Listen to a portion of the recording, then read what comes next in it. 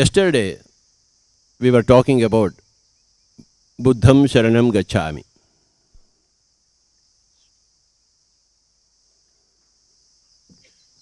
Instead of the word Buddham, we should introduce the word enlightenment.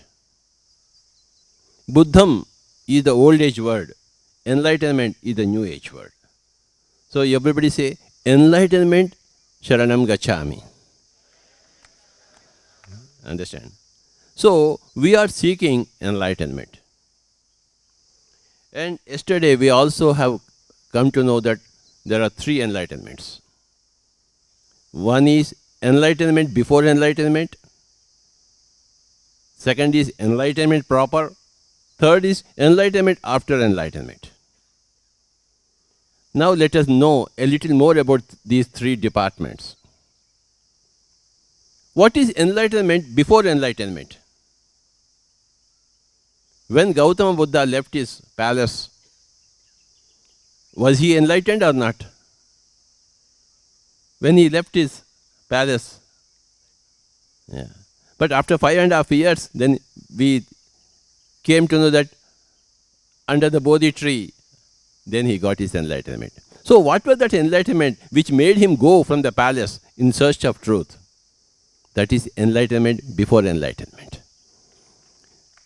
Without search for truth, you will not get the truth. That search for the truth is the first enlightenment. People don't seek truth. People don't search for truth. They search for money. Then it's not at enlightenment. So when you say, okay, now I go out, now I keep everything aside and I want enlightenment. I want to know the truth. What so many rishis have got, why I should not get it?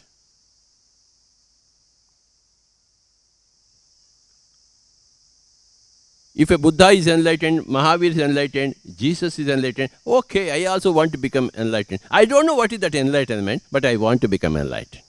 So when you decide that I want enlightenment, that is enlightenment for you at that stage. Great enlightenment for you at that stage. So you go from pillar to post, guru to guru. Gautama Buddha went to 500 teachers, started practicing everything. Something is very good, something is not very good. Trying and testing everything. That is great enlightenment. When you are trying and testing everything, that is very, very great enlightenment. For example, I want to become like Dr. Sanjay Kingi. I want to play the sitar. I don't know sitar. Now I buy a sitar. Then I start learning the notes. I become a disciple of Dr. Sanjay Kingi. Then that is enlightenment for me. Earlier I didn't care for music. Now I want music. So I go daily to him. I learn from him and come back. Go daily to him. I used to go to my Guruji for flute. 6 hours, 6 kilometers, 1 hour cycling or even walking. Then he will give me some training for 2 hours, some bashing, some titting, quoting, all those things. And then I come here. So we have to go. That is enlightenment. When I want to learn music, is it not enlightenment? Tell me. After that, he was talking about so much Shruti and Laya. I could not understand what is that Shruti, what is that Laya. We were the students of meditation. It took 6 years for me to understand what exactly is Shruti, what exactly is Laya. When you understand Shruti, when you understand Laya, then of course you have become a master of music. Then you are enlightened in music. But it takes 6 years to reach that stage. That's hard work of 6 years, going and learning, coming back, practicing, trying to understand what the teacher is saying. That is great enlightenment. That is called as enlightenment before enlightenment. When Buddha left his palace, then he searched for truth. Then he practiced everything. That is enlightenment before enlightenment. And one fine day, when he opened his third eye, saw 3 things. First, the Janma Parampara. All the births he had seen, one after another. Then all the karmas he did in each janma and the karma phala in the next janma. Okay.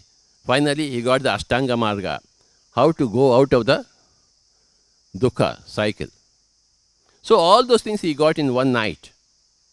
And that night is called as his enlightenment day. But right from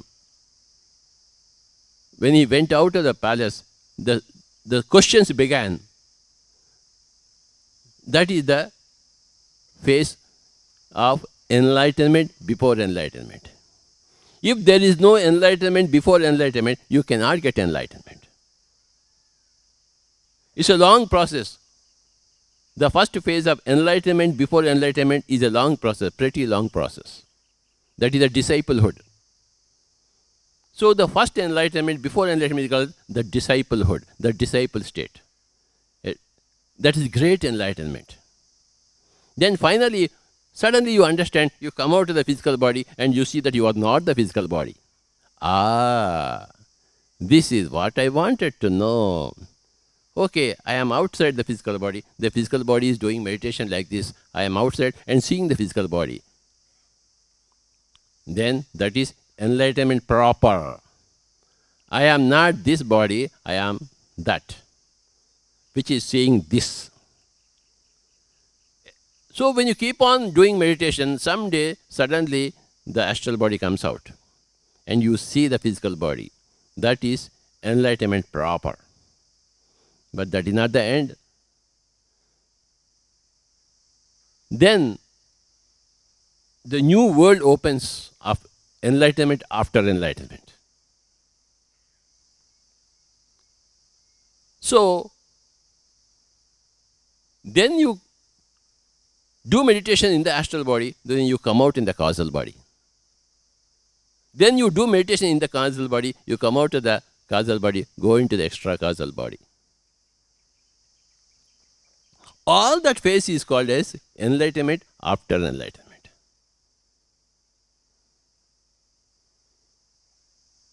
During all those travels, you will go to say various dimensions. The astral dimension, the causal dimension, so many dimensions are there, n number of dimensions. Then you come into contact with all the masters who are similar to you, who have also become enlightened, who have also had enlightenment before enlightenment, who are also seeking enlightenment after enlightenment. You meet all those people. You see all those things. Then you become a teacher. You become a disciple first, then you become a master, then you become a researcher, then you become a teacher. Disciple is enlightenment before enlightenment, master is enlightenment proper, then researcher is enlightenment after enlightenment, and teacher is enlightenment after enlightenment. It's a big drawn out process, the whole thing called as enlightenment. ENLIGHTMENT. Big process. When you first decide to start meditation, start listening to other masters, then your first phase of enlightenment began. If you didn't care for it, then you are living, of course, properly, of course, but still the first phase of enlightenment did not begin. Somebody asked Buddha, Swamiji, you are telling us such wonderful things. We have learnt everything from you. Then Buddha said, if I did not speak about everything, how can you learn everything from me? What I spoke to you is only, out of this tree, if I take handful of leaves, that's what I told you. I didn't teach the whole tree. But for you, for your happiness, for your coming out of suffering, these few leaves are enough for you. The rest of the whole tree is there for you to do research. So that is enlightenment after enlightenment. Those few leaves that he has taken and given to the disciple, they are enough, they are sufficient, they are right for the enlightenment before enlightenment.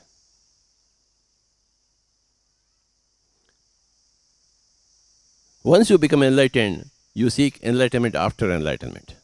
You become a researcher. In the year 1979, I became enlightened, then my research started. Then my enlightenment after enlightenment started, after 1979. Then my teaching started. Teaching is enlightenment after enlightenment. The moment Buddha became enlightened, he was searching for somebody to teach. So that is enlightenment after enlightenment. If he did not teach anybody else, then he was enlightened, of course, but he did not seek enlightenment after enlightenment. Remember these three phases.